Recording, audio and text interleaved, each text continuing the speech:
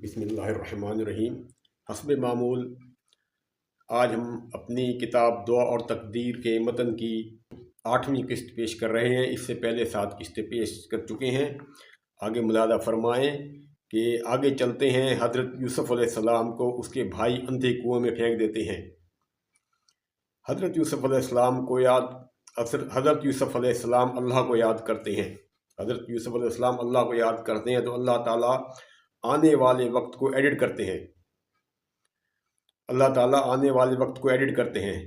ये हमने फ़र्ज़ किया हुआ है।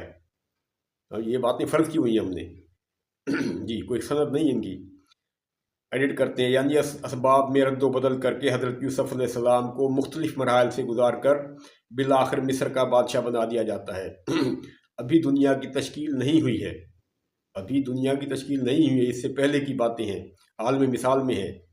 अभी दुनिया के मुख्तलिफ़ वाक़यात को मुख्तलिफ़ किरदारों की दुआओं की वजह से रद्द बदल किया जा रहा है।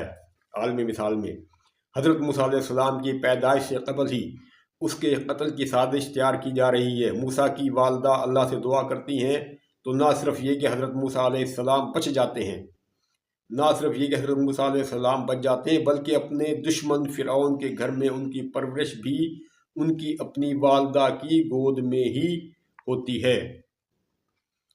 ये अल्लाह ताला की खुसूसी एडिटिंग है, खुसूसी तब्दीली है दुआ की वजह से, जिसे उर्फ़ आम में मोजज़ा कहा जाता है, जो कि सिर्फ अम्बिया और रसूलों के साथ ही मखसूस होता है, जबकि आम लोगों के लिए दुआ करने का हुक्म है। और दुआ से भी अल्लाह ताला मोजज़ाना नताइज निकालने के लिए दुआ की चलने वाली या बनने वाली फ़िल्म को अपनी हिकमत अमली के तहत तब्दील कर देते हैं।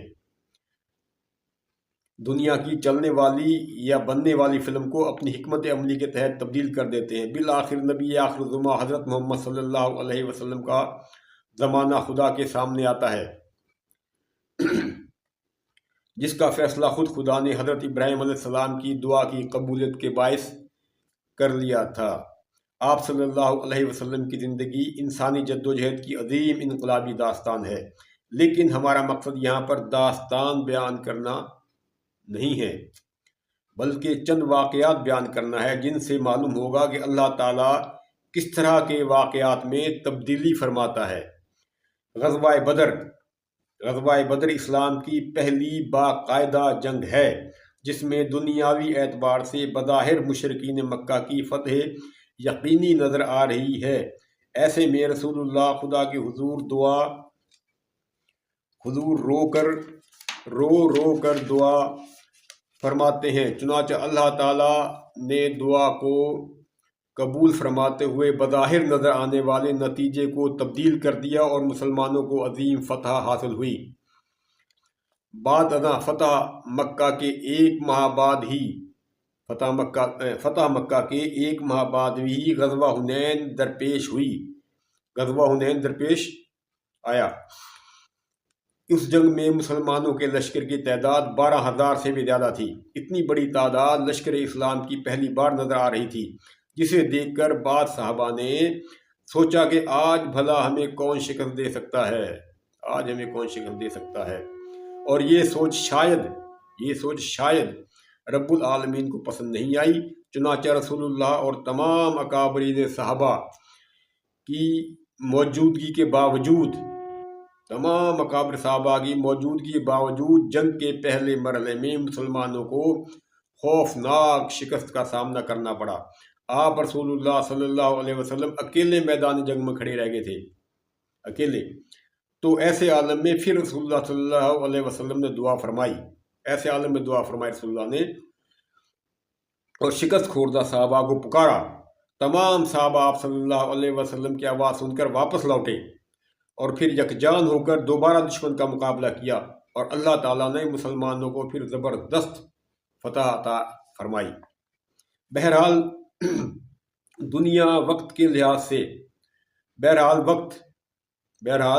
वक्त दुनिया के लिहाज से आगे बढ़ता है।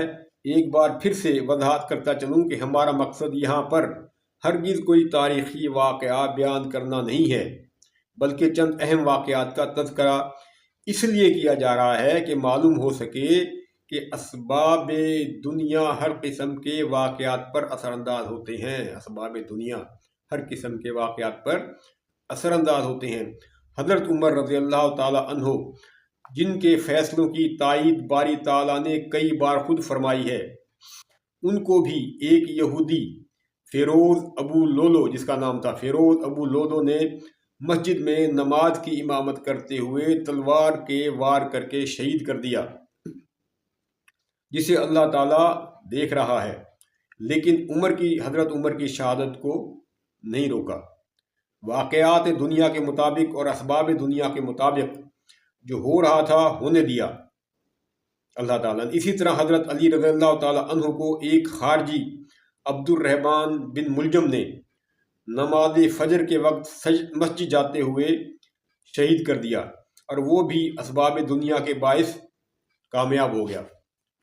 اللہ تعالیٰ نے مذکورہ واقعات میں کسی طرح کی مداخلت کرنا اپنی حکمت عملی سے مناسب نہیں سمجھا. اسی طرح حضرت عثمان ذو النورین رضی اللہ تعالیٰ عنہ کو بھی شر پسندوں نے پلاننگ کے تحت شہید کر دیا. پلاننگ کے تحت ان کی پلاننگ بھی اللہ تعالیٰ نے ناکام نہیں کی. بعد ازاں کتنے ہی اسلامی اور غیر اسلامی دنیا میں خون چکاں واقعات ہوتے ہیں، اور تمام واقعات دنیاوی اسباب کے تحت ہی انجام پذیر ہوتے ہیں.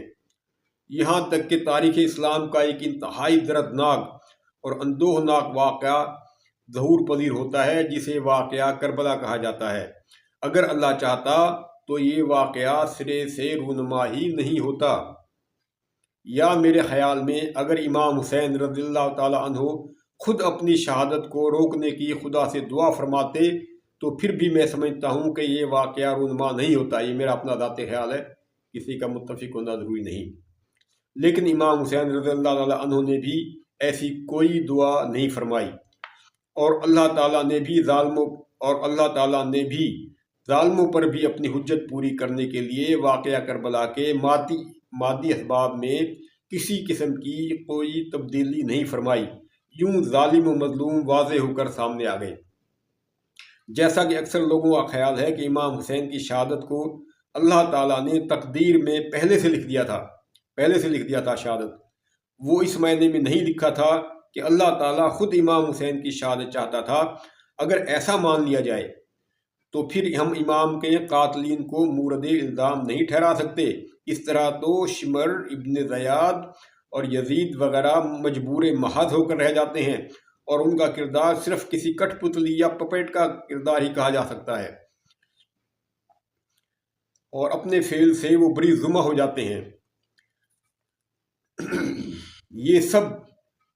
یہ سب کچھ عالم مثال میں اللہ تعالیٰ دیکھ رہا ہے. ابھی دنیا معرض وجود میں نہیں آئی.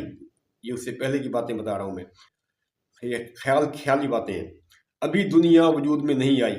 واقعات آگے بڑھ رہے ہیں. اللہ تعالیٰ سب کچھ پہلے سے جانتے ہوئے بھی دیکھ رہا ہے. یہ بات انتہائی اہم اور سمجھنے کی ہے کہ جس واقعہ میں دعا آڑے آ جاتی ہے اور اللہ کی حکمت اس دعا کو قبول کرتی ہے تو دنیا کے واقعات میں رد و بدل کر دیا جاتا ہے. دعا کی وجہ سے دنیا کے واقعات میں ہونے والے واقعات میں رد و بدل کر دیا جاتا ہے، ورنہ کسی بھی دنیا کے واقعہ میں کوئی رد و بدل نہیں کیا جاتا. عالم مثال میں یہ انقلاب کا زمانہ آ رہا ہے. عالم مثال میں اب انقلاب کا زمانہ آ رہا ہے، اور دنیا کے ہر گوشے میں انقلاب آ رہا ہے. انقلابات کا زمانہ آ رہا ہے عالم مثال میں. ابھی دنیا بنی نہیں ہے. اس سے پہلے عالم مثال میں اللہ تعالیٰ دیکھ رہا ہے کہ اب جو آنے والا زمانہ ہے وہ انقلابات کا زمانہ ہے، اور دنیا میں انقلابات آ رہے ہیں. یہ زمانہ اسلامی انقلابات کا ہے. مسلمان رفتہ رفتہ پوری دنیا پر غالب آتے جا رہے ہیں. وجہ صرف یہ ہے کہ دنیا کے چپے چپے پر ظلم اور ناانصافی بڑھتی جا رہی ہے. دنیا کے ہر علاقے کے حکمران انسانیت کو کچل رہے ہیں. ہر مذہب کے غربا اور مساکین ظلم و جبر کے خلاف دست بدعا ہیں۔ غور فرمائے، ہر مذہب کے غرباء اور مساکین ظلم و جبر کے خلاف دست بدعا ہیں۔ قدم قدم پر لوگوں کا مال اور عزتیں لوٹی جا رہی ہیں۔ دنیا میں جو چند ایک غریب پرور اور انصاف پسند حکمران تھے دنیا میں، وہ ایک ایک کر کے دنیا سے اٹھتے چلے جا رہے ہیں۔ عرب کا مشہور سردار حاتم طائی چلا گیا۔ ایران کے شہنشاہ نوشیروان عادل کا دور بھی ختم ہو چکا ہے۔ ہر طرف مظلوموں کی آہ و فغاں ہے۔ کسانوں پر ٹیکس بڑھایا جا رہا ہے، کسانوں پر ٹیکس بڑھایا جا رہا ہے۔ ایسے میں ہر مظلوم اپنے پروردگار سے فریاد کناں ہے، ہر مظلوم اپنے پروردگار سے فریاد کناں ہے۔ چنانچہ رب العالمین کو دنیا کے حال پر رحم آتا ہے اور دنیا کے اکثر ممالک سے نظام ظلم کے خاتمے کے لیے رسول اللہ صلی اللہ علیہ وسلم کے تربیت یافتہ ساتھی انسانیت کے جذبے سے سرشار ہو کر رسول اللہ صلی اللہ علیہ وسلم کے بتائے ہوئے زرعی اصولوں کی بنیاد پر دنیا کے تمام ظالم حکمرانوں کے خلاف صف آرا ہوتے ہیں اور دنیا کے تقریباً نصف حصے کو ظلم و زیادتی کے نظام سے پاک کر دیتے ہیں۔ مسلمانوں کے اسی جذبہ حریت کے باعث اللہ رب العزت ان کی مدد فرماتا ہے۔ کسریٰ ایران اور قیصر روم کا غرور خاک میں ملا دیا جاتا ہے۔ ان کے اکثر علاقے مسلمانوں کے زیر اثر آ جاتے ہیں۔ بعد ازاں سندھ فتح ہوتا ہے، شام فتح ہوتا ہے، افریقہ، بخارا، سمرقند وغیرہ فتح ہوتے ہیں، مصر فتح ہوتا ہے، یہاں تک کہ سمندر پار جا کر اندلس یعنی اسپین کو بھی فتح کر لیا جاتا ہے۔ یہ سب کچھ اس وقت تک ہوتا رہا جب تک مسلمانوں میں عدل کا جذبہ غالب رہا۔ بعد ازاں مسلمان حوث دنیا سے مغلوب ہوتے گئے، طالب آخرت کے بجائے طالب دنیا ہوتے گئے۔ ان کے جذبہ عدل کو زنگ لگ گیا، چنانچہ مسلمان بھی دیگر حکمرانوں کی طرح ظلم کرنے لگ گئے۔ تو اللہ تعالیٰ نے ان کے مقابلے میں ان قوموں کی مدد کی جن کے جذبے اور ولولے جوان تھے۔ اس پوائنٹ کو نوٹ کریں کہ جب مسلمان حکمران ظلم کرنے لگ گئے تو اللہ تعالیٰ نے ان کے مقابلے میں ان قوموں کی مدد کی جن کے جذبے اور ولولے جوان تھے، اور مسلمان رفتہ رفتہ مغلوب ہوتے چلے گئے۔ یہ اللہ کا فرمان قرآن شریف میں بھی ہے کہ میں ان کی مدد کرتا ہوں جو حق پر ہوتے ہیں، اور اس ایک قوم کو ختم کر کے دوسری قوم میں غالب کر دیتا ہوں۔ قوموں کے عروج و زوال کی داستان تاریخ میں یوں ہی چلتی رہتی ہے۔ اس سارے منظر اور پس منظر میں رب العالمین صرف جائزہ فرما رہے ہیں۔ قوموں کے عروج و زوال میں رب العالمین کوئی مداخلت نہیں کرتا۔ بقول مولانا ظفر علی خان کا شعر ہے کہ خدا نے آج تک اس قوم کی حالت نہیں بدلی، نہ ہو جس کو خیال آپ اپنی حالت کے بدلنے